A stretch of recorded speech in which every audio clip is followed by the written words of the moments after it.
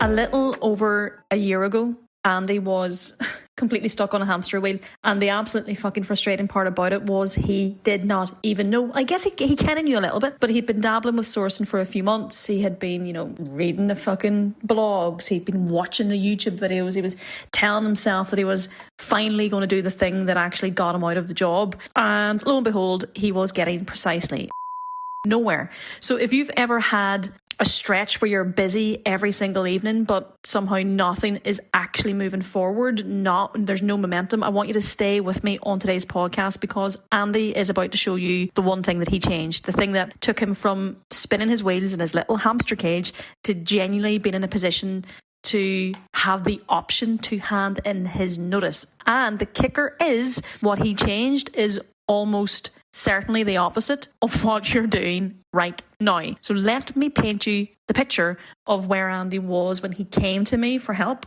because I think a fair few of you are going to recoil in recognition. You're going to think, holy f***, she's talking to me. So the realities of it were, Andy had a good job. He was well paid. It was a good, solid, well paid job. So money wasn't the problem. The timetable was. Long hours were the problem. Night shifts were the problem. Anti-social rota, where you'd be wide awake when everybody else that you want to talk to is sound asleep, and then you're crawling into bed just as they're getting up. Absolutely shattering. So he wasn't chasing sourcing because he fancied a wee hobby on the side. He wanted his life back. He wanted the kind of week where, a Monday morning, or in his case, a Monday night, doesn't feel like a punishment. So here's where it went sideways for him. And this is the bit that I see more than any other. Andy was obsessed with finding below market value deals. So help me Jesus.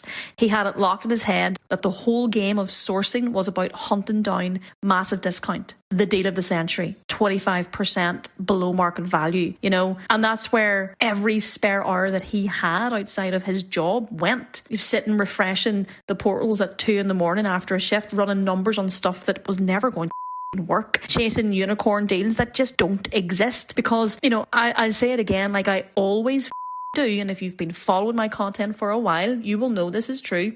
And what I say, that below market value BMV isn't a strategy, it's a myth. It's a thing that people sell you when they've got nothing useful to actually teach. And then there's the part that nobody warns you about. When you go out into the world as the BMV guy or the BMV girl, the deal of the century guy, you attract a very particular sort of investor. I call them gutter rats. Some people call them tire kickers. You choose. Now, they're happy, pleasant people to chat to for the most part, not always in my experience. They're happy to chat to, happy to talk to you all day long about the amazing deal that they will absolutely buy the moment you hand them something that's basically a free deal with a bow on top. But they never commit. They were never going to pay you a penny.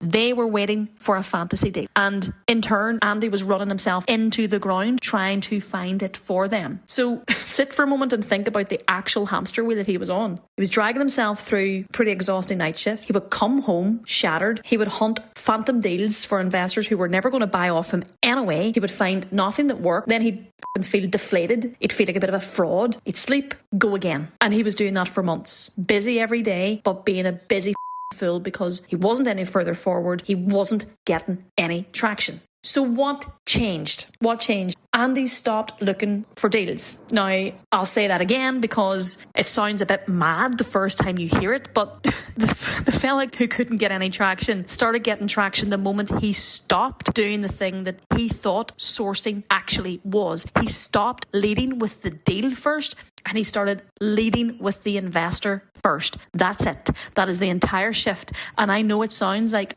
almost too simple to matter, but let me show you exactly what it looked like in practice, because this is where you can essentially go and copy what I'm about to tell you this week in terms of what to actually do. So the old way Andy was doing it was the way most people stuck on that same hamster wheel are doing it. And it goes a bit like this. Find a brilliant deal, then go and fucking wave it around in a Facebook group and hope that somebody buys it. The deal comes first, the investor is an afterthought, and you scrabble to find it at the end. Absolute balls. Investor first flips that entire approach on its head, and it works. Why? Well, the first thing Andy did was have actual conversations with potential investors before he went hunting for a single investment property. He wasn't pitching them. He was just genuinely getting clear on who his investor was, what they actually wanted to buy, what kind of return made sense for them, and more important than anything, whether they had funds that were ready to go now, as opposed to the someday investor,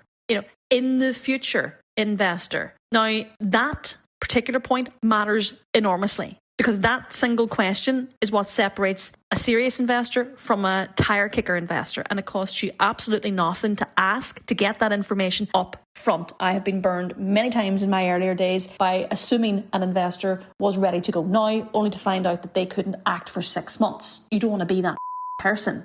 So once Andy had done that, huge things started to happen, because he stopped guessing. He wasn't staring at a fucking Rightmove portal or a Property Pal portal wondering if some random 3-bed terrace might appeal to some hypothetical phantom ghost investor. He knew he had a buyer, he had an investor, he had a budget, he had an area, and he had a clear criteria on what he was looking for. So when he did go looking, he was looking at one specific thing for one specific investor who he had already qualified in terms of funds, who had already paid him a commitment fee to engage his services. And that is a completely different job to the one that he had been killing himself doing for fucking months and seeing nothing. And then you've got the agent relationships, which we worked with Andy on significantly to do the heavy lifting for him. Now, you know my stance on this. You do not build relationships with agents by turning up with coffees and donuts and a big stupid smile on your face, hoping that they like you. You build them by being genuinely credible, genuinely useful, and having a very strategic approach with them. Very strategic. And what made Andy credible with them overnight was the fact that he could actually prove he could move on these deals. He had committed investors with money ready to go. So when an agent mentioned something that could fit the profile, Andy was in a position that he knew he could act on it in the real world. Agents want to work with people who get deals over line. They do not want to work with people who are wasting their time and kicking the can down the road. So this committed investor database is what earned Andy the agent's trust, and the agent's trust is what brought him all the stock that he needed, and it all adds up. And I want you to notice what disappeared in all of this. What disappeared in this scenario? The tire kicking investors. They gradually fell away on their own because Andy stopped clickbaiting them with below market value fantasies. So when you stop promising people, the impossible, then the daydreamers tend to wander off, and the serious investors tend to lean in to more realistic approaches. So he started attracting people who wanted a sensible deal that genuinely works, and they are people who are actually ready to buy. So if you take one thing from this episode, take this. This week, do not open Rightmove. Instead, I want you to go and have one proper conversation with a potential investor about what they would actually buy and whether their money is ready to go right now. That's it. One conversation. That single habit is the thing that got Andy off that hamster wheel. So if we look at Andy today, his sourcing business has more than replaced his salary, not topped it up nicely, not given him a bit of a holiday fund on the side. The money that he now makes from sourcing has replaced his salary to the point where he is genuinely now in a position to walk away from that job whenever he decides he would like to. That's it. And from my perspective, what I love even more about the salary bit is Andy, throughout the course of working with us inside the Blueprint, not only to get his sourcing business up and running, but he's also started building his own buy-to-let portfolio. So it's not just an income that's replaced the job. He's also been able to get an asset base that is growing in the background, building a real long-term security for him and for his son down the line. And that is what matters to me. So it was never really about the money for Andy, although he didn't turn away from it. But it was about being secure and not living his whole life on somebody else's rota. I spoke with Andy this week, and he's just put £22,500 of sourcing fees into his pipeline for June. That's huge. That's Andy. So I'm going to be straight with you, because Andy would want me to be.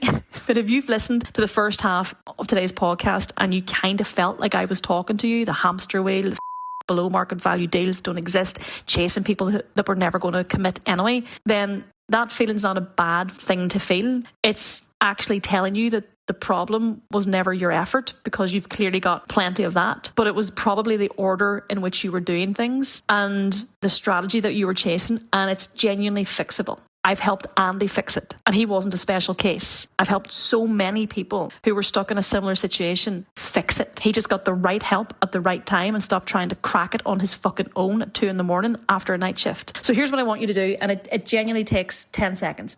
If Andy's story is basically your story and you want today to be the day it starts going differently, like being in Andy's position and banking 22.5k in fees for your June pipeline, send me a message on Instagram or Facebook with the word Andy. That's it. Just the word Andy. The easiest place to get me is on Instagram. But wherever you follow me, come and drop me that message. And let me tell you exactly what happens when you do that, so there's no wondering. I'm not going to fire a big sales pitch back at you. I'm not interested in that. But I am going to have a proper, honest conversation with you about where you're actually stuck and whether what worked for Andy could work for you too. No pressure and waffle, just a chat between two adults about getting you off the hamster wheel. And if you do, you have to send the message. I want you to know that more than anything, this is fixable. And the people that I'm able to help are always the people that put their hands up first. So if that's you, drop me a message on Instagram with the word Andy. Send it to me now before you talk yourself out of it, like you've probably done a dozen times before then. And if this episode resonates with you, share it with somebody who needs to hear it too. Have a great day.